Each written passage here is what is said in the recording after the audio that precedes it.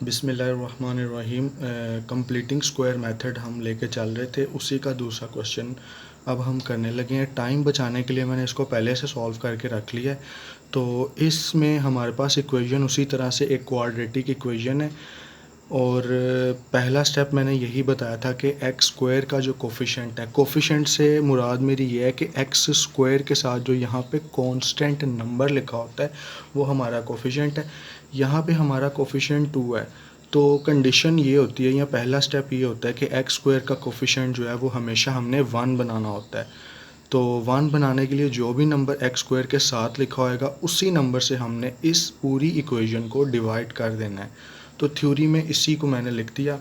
कुछ बच्चे इससे घबराते हैं, अगर ये आप ना भी लिखें, आप डायरेक्ट भी कर दें तो ये एक्सेप्टेबल है।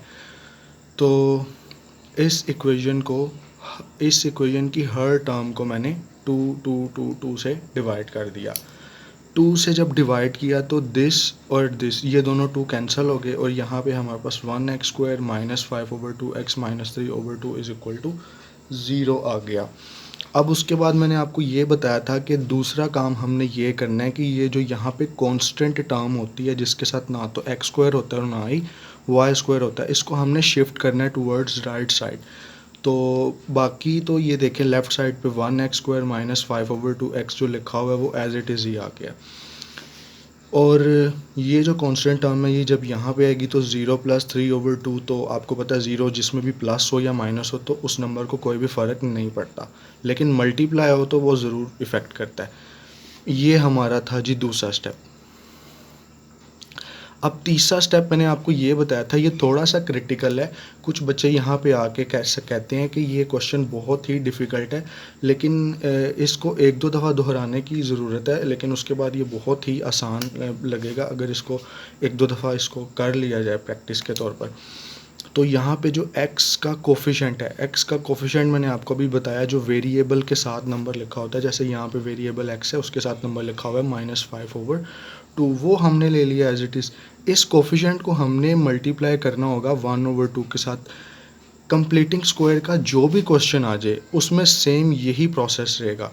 तो -5 × 1 -5 और 2 × 2, तो ये हमारे पास आ गया 4। फिर मैंने आपको ये बताया था कि ये जो आंसर आता है इसका हमने स्क्वायर लेना है, और ये जो ऊपर इक्वेशन बनी हुई है इसमें हमने क्या कर देना है, दोनों तरफ इसको प्लस कर देना है, ऐड कर देना है।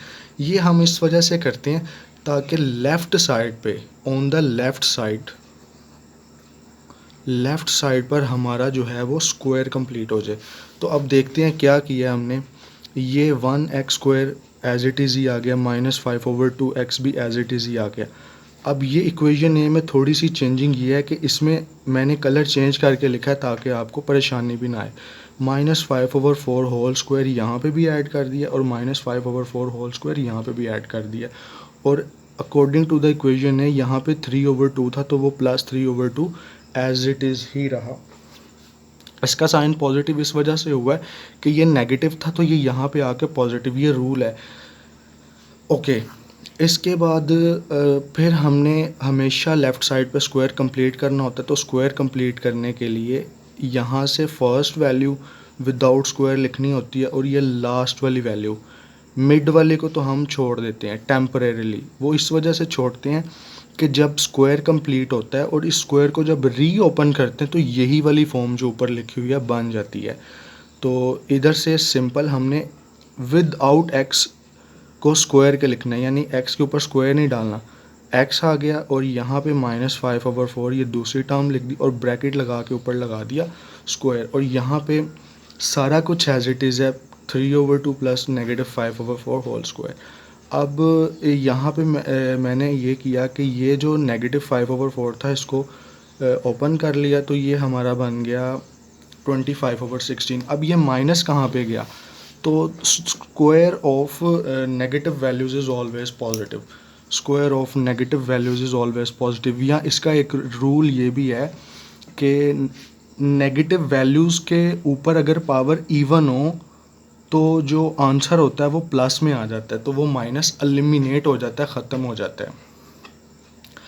तो ये लिख लिया, और यहाँ से 3/2 एज इट इज़ है, ये इसके साथ 8 और 8 इस वजह से लिखा हुआ है क्योंकि इसका डिनोमिनेटर बन रहा था 16, और यहाँ पे भी हमें 16 चाहिए था, तो बैलेंस करने के लिए ऊपर नीचे 8 और 8 से मल्टीप्लाई करवा दिया। इधर बन गया 24/16 और इधर बन गया 25/16। दोनों डिनोमिनेटर बोलते हैं जो यहाँ डिवाइड के नीचे लिखा होता है, डिवाइड के नीचे दोनों डिनोमिनेटर सेम है, तो एलसीएम लेना बहुत आसान होता है।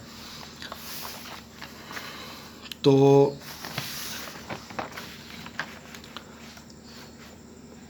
यहाँ पे तो हमारा स्क्वायर कंप्लीट हो गया, ये एज इट इज़ ही हम लिखते जाएंगे। अब ये 24/16, तो डिनोमिनेटर सेम है तो डिनोमिनेटर को एक दफ़ा लिख लिया और न्यूमिनेटर में 24 और 25 है, इनको ऐसे ही ऊपर लिख के प्लस कर लिया, तो ये बन गया 49/16। और इस तरफ अब मैंने लिखा है x-5/4 होल स्क्वायर। हमने चूँकि x को सेपरेट करना है, x को फाइंड करना है कि what will be the value of x, तो हम दोनों तरफ ले लेंगे अंडर रूट या स्क्वायर रूट। अंडर रूट जब इस तरफ भी लेंगे और इस तरफ भी लेंगे, तो मैंने आपको पिछली वीडियो में ये बताया था कि जो राइट साइड पे वैल्यू लिखी होती है न्यूमेरिकल वैल्यू, जैसे ही आपने अंडर रूट लेना है वैसे ही आपने उसके साथ प्लस माइनस ज़रूर लगा देना है, क्योंकि स्क्वायर रूट के 2 आंसर होते हैं। अब छोटी क्लासेस में आपने पढ़ा था कि स्क्वायर रूट से कैंसिल हो जाता है, तो ये हमारे पास सिंपल आ गया x-5/4 is equal plus minus, और अंडर रूट 49 होता है 7 और अंडर रूट 16 होता है 4। अब पिछला जो हमारा लेक्चर था या वीडियो थी, उसमें मैंने आपको बताया था कि जब यहाँ पे एक कॉम्प्लेक्स फॉर्म बन जाए, लाइक अंडर रूट बन जाए या डेसिमल बन जाए, तो हम इसको सॉल्व नहीं करते, हम इसको तब सॉल्व करते हैं जब एक इसका प्रॉपर आंसर आए। और इस वाले क्वेश्चन में हमारा एक प्रॉपर आंसर आ रहा है, तो हमने x-5/4 को उसी तरह रहने दिया। अब +7/4 को सेपरेट कर लिया और इसके साथ जो माइनस था उसको भी सेपरेट कर लिया, बाकी सारे लवाजमात वैसे ही आए हैं।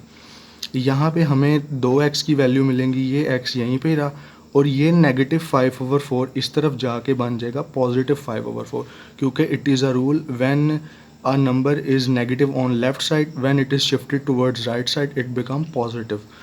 तो डिनोमिनेटर ऑलरेडी सेम है, तो न्यूमिनेटर को प्लस किया तो 12/4 विच इज़ इक्वल टू 3। ये तो बहुत सिंपल